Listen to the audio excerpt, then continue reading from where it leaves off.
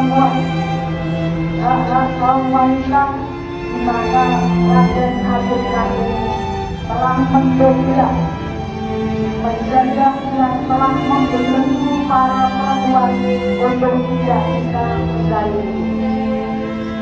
Sehingga perjuangan Raden Abdul Rahim bisa kita nikmati sampai sekarang.